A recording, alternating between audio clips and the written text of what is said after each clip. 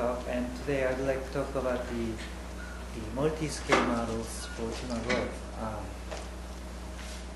So basically I'm going to talk about breast cancer. But in general, I will just start off with this general, the experimental setup. Maybe Professor Joe here are very familiar with. So before going into the details, I'm going to introduce the techniques that I'm using. So in general, this is very familiar as the spheroid. So the spheroid stuff that you see where chunk of cells, put them in a collagen gels or the agar shells in a petri dish, then they started to grow.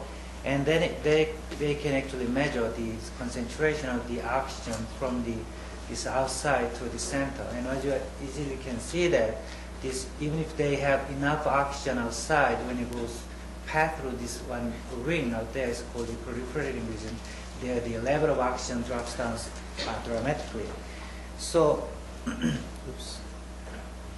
And now the main questions that I'd like to address in this talk is about the effect of stress on tumor growth. So in 1997, there's this famous paper in Nature Biotechnology. These guys here at Harvard, they did this particular experiments, and they began with the same size of the spheroid, which is marked by this yellowish circle right there in the disk. And they put them in free suspension, meaning they just don't have anything except just mediums and everything that makes the cells survive. And on the other hand, when you put them in a, let's say, 0.3 or 1% of the gels, basically you have some sort of the gels. Basically, that gives you some sort of the stiffness of the environments. And what they found is something that you can easily imagine. Well, the cells, spheroids, they was just suspended in free suspension. They grow faster than the one in here. And actually, in this case, they grow to this certain range, and they just don't grow anymore. So there's a mechanical stress acting on the surface of the spheroid, so that this spheroid is not going to grow any further, as you can see in this picture. And they do all kinds of different experiments for that. The take-home, the message here is that there's a mechanical stress, stress that acts on the surface for the growth. And they did another experiments, and what they found was they put the same size of the spheroid in a capillary here and there. And for the one cases, they put the gels outside, and they didn't put any gels in here. And what they found was with this gel, these cells just grow into the spherical shape. On the other hand, when you don't have any other gels at the end, they grow in these longitudinal directions. That means that there's a stress acting on the surface as well. So for people who is in the engineering, they are very, actually this is the guy who was in the engineering department, and I'd like to address this, what is the mechanical stress on the tumor growth. So for the hybrid model that I'm going to present here, we are going to we are motivated by two facts. Let's say in mathematical modeling fields, there are several different model types, continuum models, where you can easily write down your equations like PDs that in a previous talk that you saw these PDs or sometimes ODEs. And you can write the equation, you can take the simulation, and you can show the results, and so on and so forth. The difficulties that you have to consider in that cases, though, is, well, you cannot go into the real detail. You cannot control the level of the individual studs, let's say. You are just looking at the average density of this population. So you are losing some critical information. On the other hand, if you use cell-based model, basically you are going down to the bottom, and you can deal with individual cells. However, well, it's usually computationally very, very expensive. So if you go beyond 10,000 cells, for instance, this computation time is going to really, really goes up. And it's even when, of course, if you use some the primitive techniques, then probably that may not take, but if you too much time. But if you use really the physics-based, the latest free cell-based model, then that takes a lot of time to compute. So the motivation for hybrid model is to basically build two different approaches together, and in order to take advantage of all these good things from both sides. So basically, you don't have to know all the details, but basically I'm treating individual cells as an ellipsoid, and like you can think of this one as a football. So you have three major axes, and three major axes is considered as a viscoelastic component plus growth component. So with this growth component, this is going to make these cells to grow. On the other hand, without growth, basically this compartment is going to passively respond in a viscoelastic way for given stress acting on the surface of individual cells. So then you build you make your assumption. For instance, here it has been experimentally known that these cells will grow only when they are in a very certain range of these stress acting on the cells. For instance, if that becomes too tensile, or if that becomes too compressive, they don't grow. So based on that observation, we make this assumption of growth. And then you make another assumptions on this, and I'm not going to go into details, but basically, rather than taking all this complex morphology of individual cells, I'm just taking individual cells as an ellipsoid. But I have another model that take into account all these morphologies. Probably I may be able to introduce this one to you at the end of the talk. So, but then, basically in this domain, then you also have to consider. So this is basic scheme. So rather than considering all these individual cells, which could be 10,000 cells or they could be million cells, if you just consider this inside part, which is most like a collection of all these portion cells with the dead cells, and also if you consider outside gel as another continuum, then its PDs is relatively easy to compute. But I don't want to lose the information of individual cells at the proliferation cell region, so that you can bring everything together in order to understand this on a bigger scale. So basically you write down your first valence equation, consists of equation, you prescribe boundary conditions. In this case, you have to prescribe boundary conditions for the inner region, and also you have to prescribe your boundary region up here for the outer gels. Then, and of course, there's a lot of technical issues that you have to do. For instance, how do you transform this force acting on the surface? This inside part is growing, therefore this mesh is going to grow, and at some point, mesh is going to be crushed at some point, and you have to remesh them. Then all this continuum mechanic type of the simulation techniques is going to break down at some point, and then you have to use some particular schemes.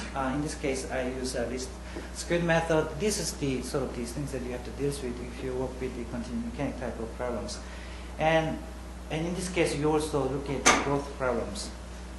In this case, so we did as a starter. We started to simulate this one in 2D, but we also had 3D models top.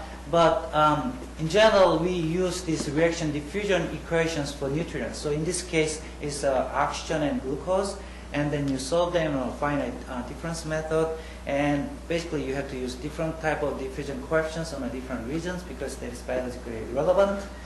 And then you write down the equation and you solve them. And obviously, you are talking about continuum mechanic part, and you're also looking at the cell-based part, which is based on physics, and also you are looking at the reaction diffusion parts, and you have to somehow come up with the very nice schemes that integrate all these things together. And this one is just summary of all that. I don't want you to read all that, but basically you are trying to go in from how do this cell make the cell to grow and transform to the other region, then use that information, nutrients level, for the next steps, for the continuums, and so on and so forth. So this force on the boundary always plays a role here. So then we got the simulations, and before going into these final details, maybe I can show you some of the movies. So here is the movies that illustrate how individual cells can actually grow. You see, I started with one single cells, they grow and grow, and they basically I'm basically using Newton's second law. You use a force balance equations to track down the location of individual cells, but then there's a growth, and then individual cells stick together, they use adhesions and so on and so forth, and they just grow and grow. And this is realistic, and you can actually, one of the advantages that you can get from this type of model is that you can actually compare the displacement or the velocity field of individual cells at the cellular level. So you are not actually dealing with these population levels where you have to struggle to compare the data that you're getting from the lab. Excuse me. Yes. So each cell actually from your lab? Oh, this one. No. In this case, this movie just begins with just one single cell, and we didn't put any. For this movies we didn't prescribe any other things. It's just the growth of these one single cells to the millions of cells, if you like. So far we didn't put any nutrients concentration, anything at all. It's just movie just to illustrate how one can model using physics. The model of this individual cell growth. We are starting from one single cell to millions of cells. And then if I go back to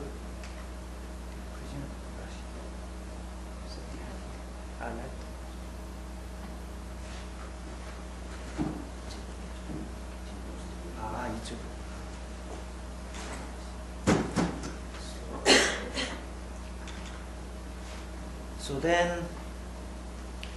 So then here's some results, and in the absence of the outer gels, basically this one grows, and you see the interior part is the continuum, outside part is the regular geometry of individual cells, and then you basically measure what is the evolution of individual, the diameter of each different regions, and what you find is as a time, this is of course as an increasing function, as a function of the time. But basically, even though the whole things, let's say diameter of whole tumor is increasing function and so on and so forth, if you just measure the distance or width of this outer rim, which is the collection of this quotient region and the outer rim, then that is relatively constant. And this has been observed in experiments. That is to say, even though these guys are growing, basically the width of the outer rim is constant because basically inside part is just keep dying. And also in the presence of outer gels, you do also get the same results, which also has been observed in the experiments. And then, well, you just basically compare that with the experimental results again. Then this one, so let's say the diameter of necrosis as a function of spheroid diameter is after you hit this threshold, they started to develop necrotic core, and then this one shows these curves, and which is very similar to what we are getting from this paper. So, well, this was I'm going to skip this one, but we developed these hybrid models where we can just play a lot of different things, and this kind of techniques can be applied to any type of the biological problems, because in nature, in biology, you always have to deal with the population of cells or population of individual cells as well. So we now started to think, well, okay, then we can apply this approach to the breast cancer. So in breast cancer, here's in general the geometry that you have to keep in mind. Let's say this is the breast duct, and this is the breast milk. So let's say if you have the breast here, then there's all these breast milk ducts right here through the nipple. And if you take the cross section of this one, then you see all this geometry. And in general, if you don't have breast cancer, this inside part is supposed to be empty because there is the place where milk is coming through. So this basically milk is coming through this outer screen right there. And then, but when something goes wrong, and we still don't know why, but it's like a chicken eggs. We still don't have any much idea what actually triggers this one, even though we have a lot of suspicions. But for some reason, let's say some of these cells, epithelial cells along this breast duct become the cancerous cell, then they transform the epithelial cells, so let's say PC, then they starting to proliferate, and finally they are going to fill up all this duct here, and then a lot of different things happens. Let's say if you take a look at this cross section of this one in the mouse, you don't see a lot of the fibroblasts. This diamond thing right there is the white one. This is the fibroblast. In general, if you don't have a cancer, you don't see a lot of fibroblasts. The fibroblast is always there, though. It's one of the things that you see in your body. But when this one goes through all this proliferation and becomes this cancerous the tumor, you are seeing a lot of this red diamond, which is the myofibroblast, and myofibroblast is another the sort of the evil fibroblast, and that's the transformed fibroblast from the fibroblast. At least that's what they believe. And these red guys are bad guys. Basically, these guys then can communicate with the cells inside, which is the tumor cells right there, and they actually communicate through for the proliferation, and then they can stay here until you die. Well, so a lot of women, even if they do a lot with a lot of this cancer inside, they still don't know it until they die because they stuck in there. They don't do much things about it. It's not really dangerous. But as soon as they break down this one of the walls, if they started to invade the surrounding tissue, then that is when this gets serious, and these cells then becomes metastasis, and they go to a lung, and they go to your brains, and basically it's done. So once it is metastasized, it's really hard to treat. So main question in this area is that how can you block this process? And furthermore, there's a communication between fibroblast and the cells which is inside. So we'd like to understand the basic mechanism for these interactions. So here's the one diagram that shows these interactions, and the one little big box up here represents one single cell, which is epithelial cells, which could be tumor cells in the later. So in normal cases, let's say you have two signals. One of them is a TGF-beta, which is transformed growth factor, and the other one is EGF. EGF is another chemical called the epidermal growth factors. And then basically they bind to their own receptors, and they somehow just go through all these genetic networks and all this cascade, and in order to translate your genes and so on and so forth. And they have their own purposes. For instance, TGF in general, in normal cases, they are inhibitor. Let's say downstream of this pathway, basically TGF beta through all this there. So this. Well, Dr. Joyce here, biologist here, but in general, this is really simplified version of the pathway. So it's going to be really complex networks in here, but this is very simplified. But in any cases, let's say this one is the inhibition pathway for the proliferation. On the other hand, this pathway is the promotion of this proliferation. So basically, for same proliferation, you have two different mechanisms for different signals. One of them is the inhibition, and the other one is the proliferation, promotion. Excuse me. Then somehow they can balance.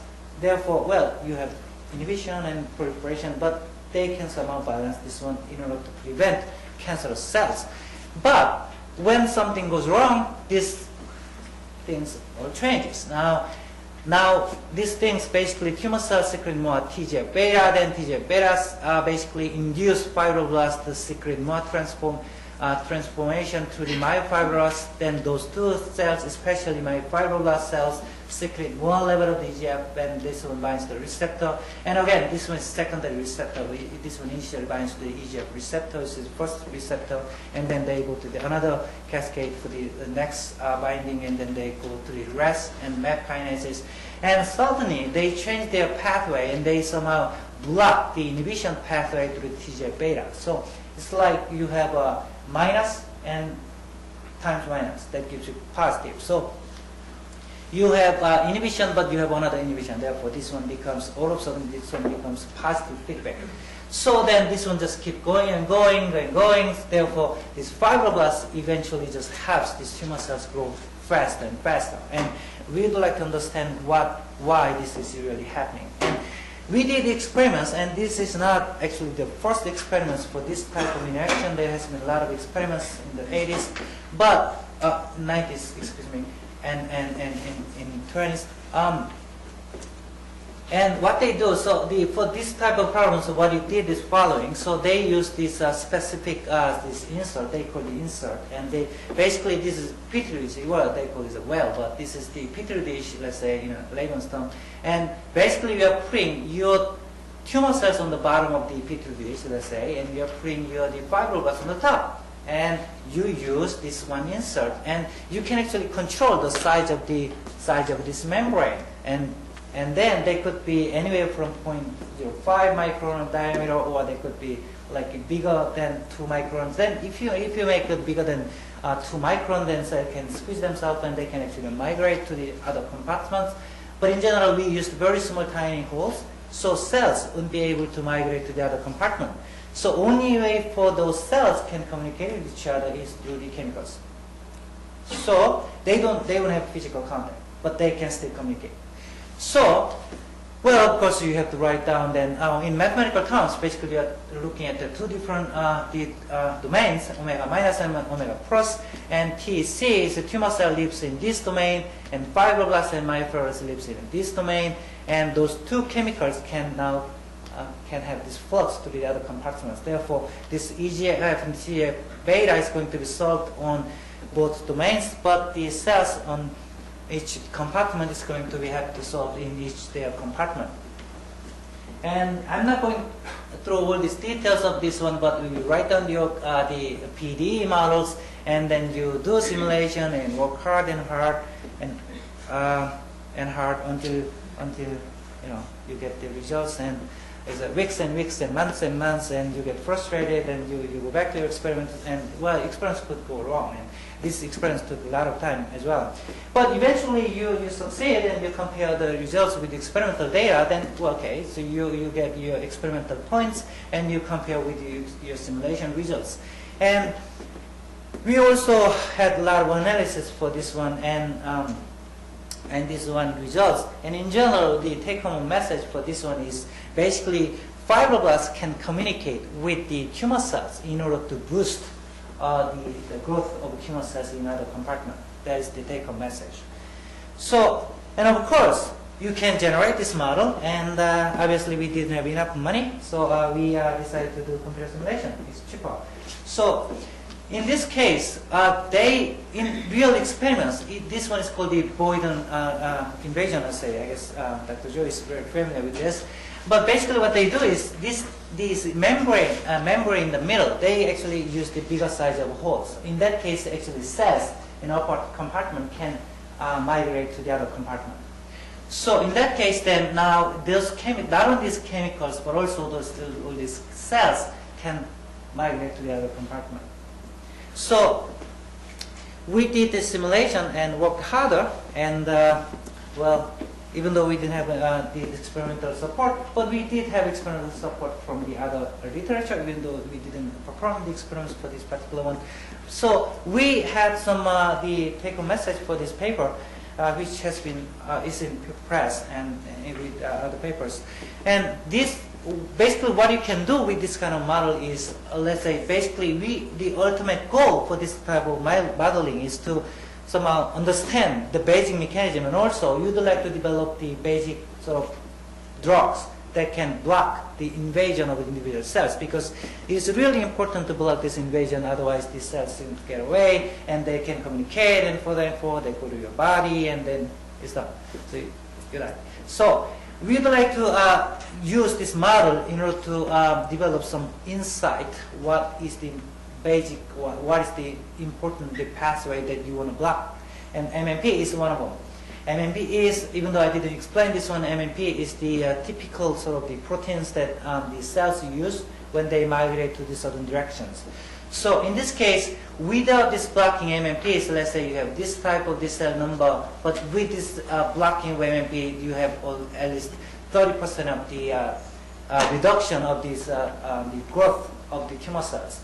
So, and we can compare these results with the experimental data that has been published in other journals, then this seems to be good agreement. And also we did also block another scheme to block this TGF beta, and in that case we have also have almost 35% of reductions. In that case, when you block TGF, of course, in reality, well, the pharmaceutical companies is not just blocking TGF beta. They use their own the antibody, or they use specific drugs that block the pathway of TGF beta in that case. So, going back to the mechanics. So let's say, okay, so now you have very simple experiments. you prove that actually fibroblasts can communicate with the tumor cells in order to do bad things. Then what is the next step? Well, in real geometry, this is the geometry you have to look at. Well, this is the geometry. Let's say you have the tissues, and you have the cells, the tumor cells inside the breast duct, and you have fibroblasts in here and there. So now the main question here we'd like to address in this approach is through from these papers, this series of papers.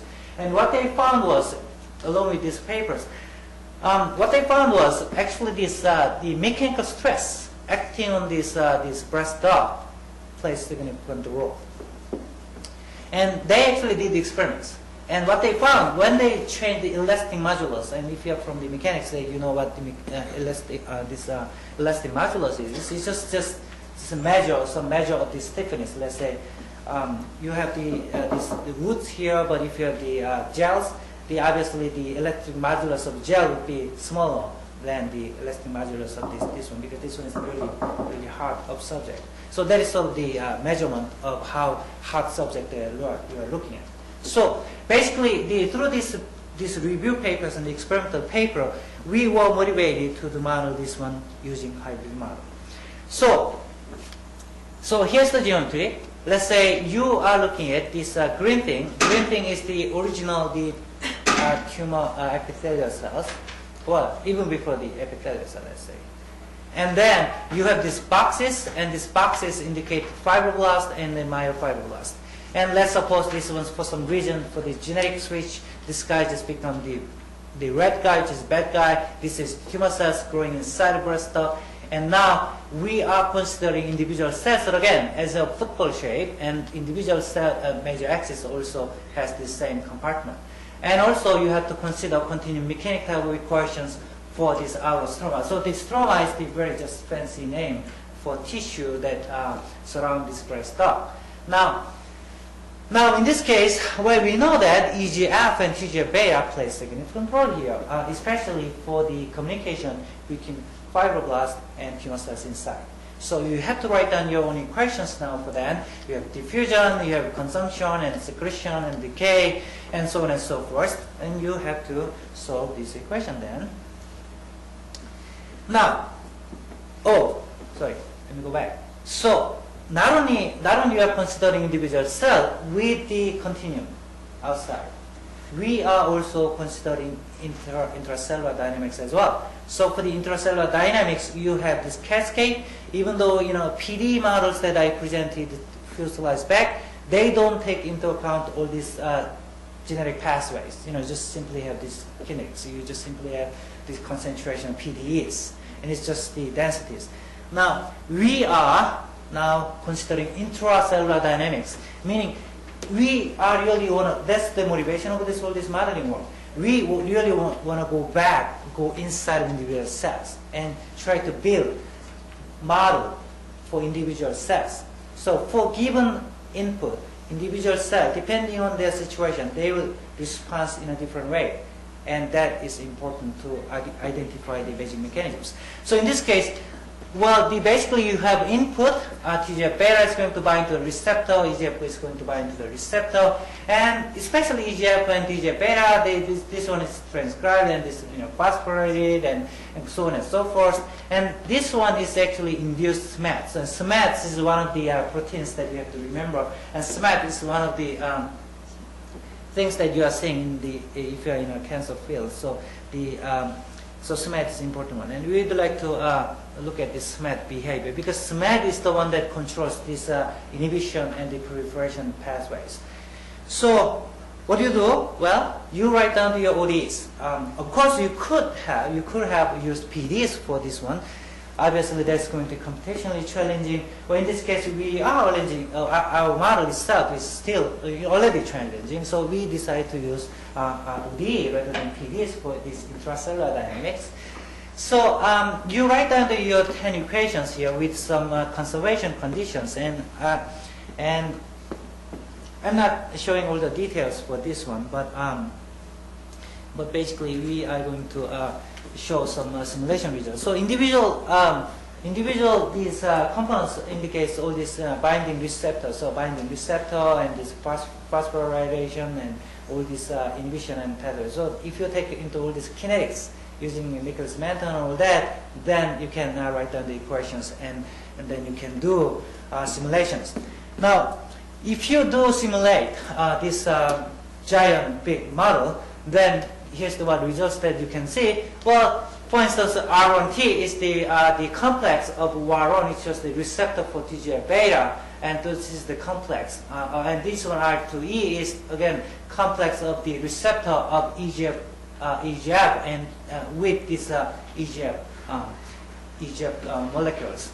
So the important thing is the SP. So SP is the protein of SMAD. So this one is going to just goes down to the extreme, and this going to go down to the nucleus, and this one is the transcribed, and they will determine the fate of individual cells.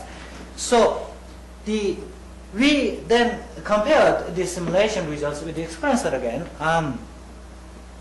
So here's the simulation and here's the experiments. And even though it's not really that impressive, but this is nature of the ODs that typically the things that you see when you do simulation. But in the experiments, what you see is the following. So basically, when you change the concentration of EGF, it's relatively easy actually. You have tumor cells, and you can actually change the input. So you can change the background concentration of EGF, or you can change the background concentration of TGF, and then you can actually measure these nuclear concentration of this SMAD.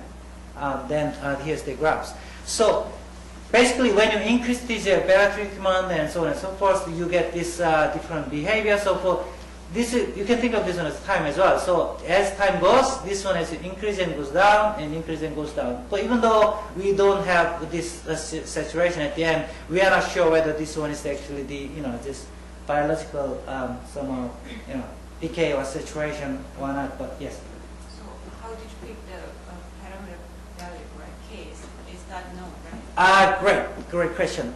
Even though some parameters has been known, some of parameters are known, especially when we simplify, because as you know, this pathway to this SMAD and also MAP kinases is really complex. So even though you have individual parameters for individual reactions, we are actually skipping a lot of intermediate steps. So we had to work harder to estimate these parameters. So it's not really the direct measurement parameters that we are getting from the literature. Even though we are using that information to estimate as close as possible to get this data for the parameters.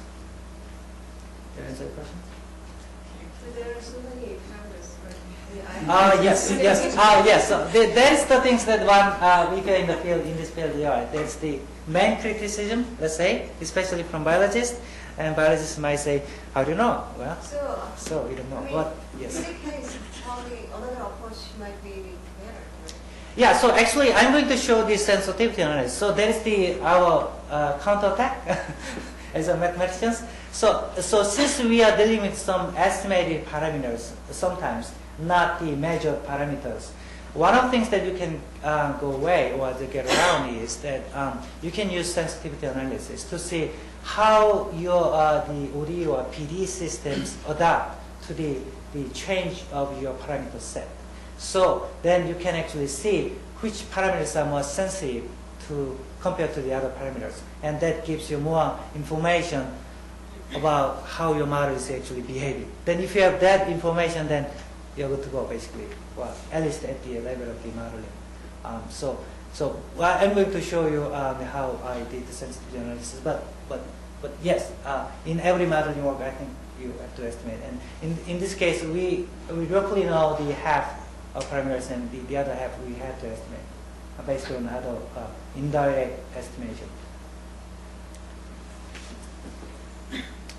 So, and other things that we are looking at is that this is typical experimental results that I'm going to show you. So basically, this one. Basically, what this one says is the SMADs actually work as an inhibitor. So basically, when you change this level of SMADs, you can actually have the different level of this concentration of the nucleotide concentration of SMADs. So the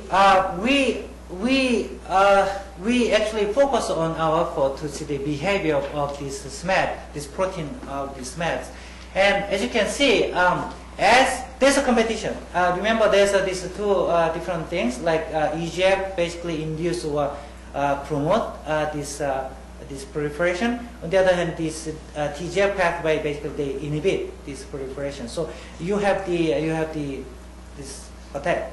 You have this balance. So basically that is what you are seeing here. So the SMAD is basically inhibitor. So as you increase your concentration of EGF, basically what you're seeing is the nucleotide or the protein level concentration of SMAD goes down as a function of EGF. On the other hand, when you increase the TGF beta, you are actually seeing the increasing behavior of the SMAD. So this is consistent with the experimental observation that you have. So those two things is going to compete each other to determine the cell fate. So depending on where you are, sometimes you have saturation and so on and so forth. So we didn't finalize this model yet, but here's the some sensitivity analysis that we performed. So basically, what you do is, this is really actually this takes a lot of time actually. So we used the techniques developed by this guys. Denise Kushner is one of the famous researcher at the University of Michigan, and she is in systems biology. And she developed this one technique. It's more like a statistic kind of method, but that gives you the measurement of the sensitivity. So that means that for PDs or ODs, basically you have to run 10,000 simulations. Can you imagine? So for ODs, it's not a really big deal, depending on your sim system or depending on your, how steep the system is. But compared to PDs, OD simulation is not that terribly bad. But for the PDs, if you have to do sensitivity analysis, then you can imagine that 10,000 simulations, that takes a lot of time. And you kind of have to automate these simulations so that while you're sleeping, your computer still compute. But in any case, we did sensitivity analysis, and we see some patterns. If this kind of things here and here, you don't see a lot of patterns, but you see strong correlations with this KR and minus with this the tumor cell growth up here. So to this concentration of SMAD. So actually, when you look at this type over this type, this means that this is positively correlated with this particular parameters. On the other hand, when you have this kind of parameters, you have negatively correlated. That means that when you increase your when you increase these parameters, basically you are expect to see the increase of the values that you are looking at. And this one means that when you increase these parameters from a certain range to the another maximum values, basically you are expecting to see the decrease of the concentration or some variables that you're looking at. So we did a lot of sensitivity analysis. We are just taking a look at all these individual things. We are looking at all the variables, all the parameters, and this means we have to work really hard to get these results.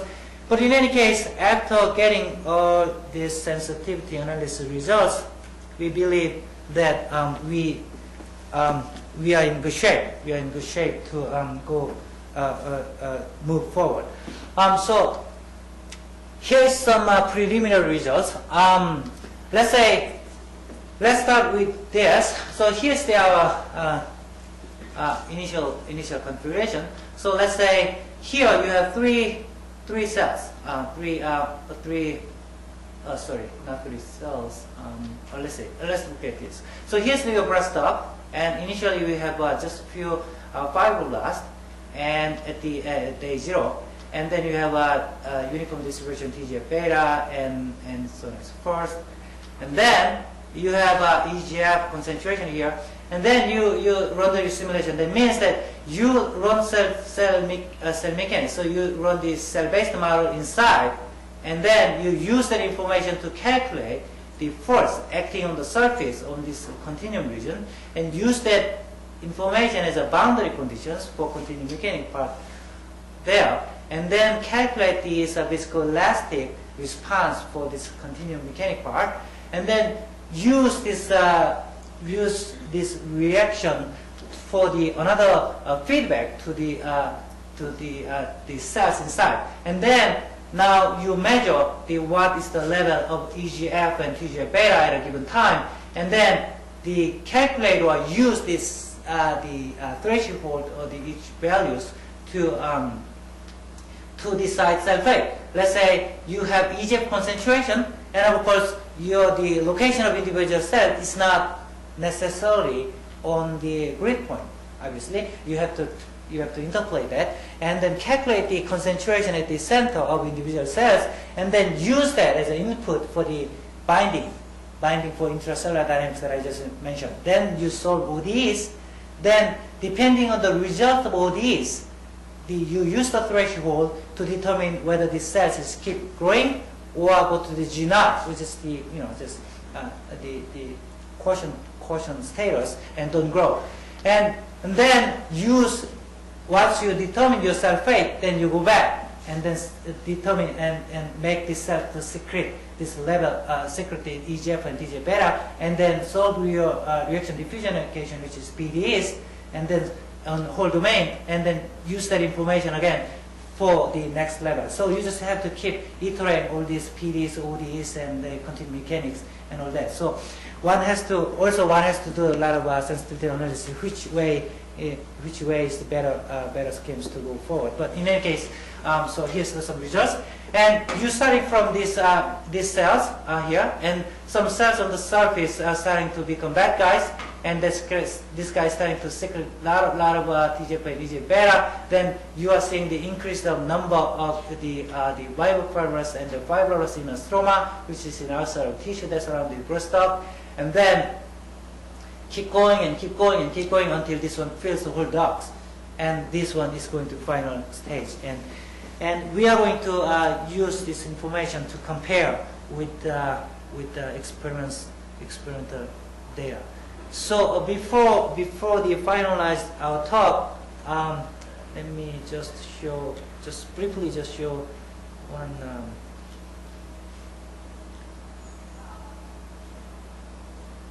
one talks that I prepared for the conference. So this one is the work with the Dr. Suk-Kyung Lim at the University of Cincinnati, and basically we are using immersed boundary method, and the geometry is the same. But do you remember, in order to model the real morphology of individual cells, the football shape is not enough, basically. So we use the immersed boundary method to describe individual cells' behavior, and I think I have some.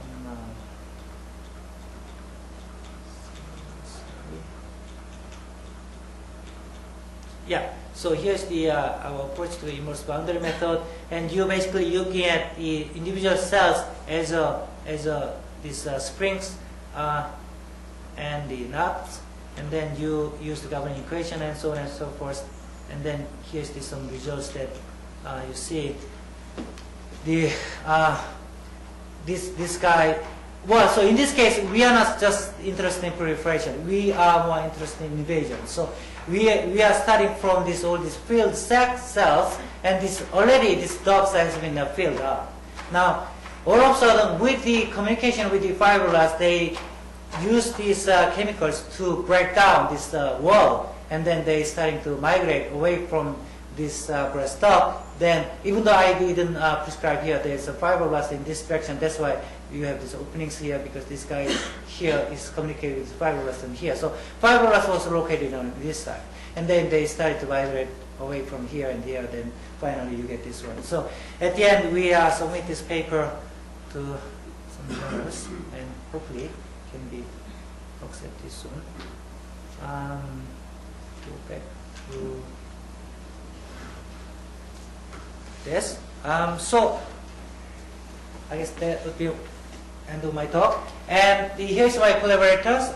So the Evan Frigon is my biological, my mathematical mentor at the Ohio State University, manager at the MBI. And this guy is really relevant. This guy is glioma, this brain kind of research. And this is the guy that I worked with for the breast cancer. So here's the microscopy at the Comprehensive Cancer Center at the Ohio State University, and he was my biological mentor. And this is me, by the way. And this is my collaborators, and this is the guy that did all these experiments. And Hans Osman is my test advisor. We developed this hybrid model together, and this name is the for inverse boundary method. And by the way, they don't. She's here. We don't wear these things. They wear this uniform only when they are dealing with toxic materials, but I was plain. So thank you very much. Thank you very much.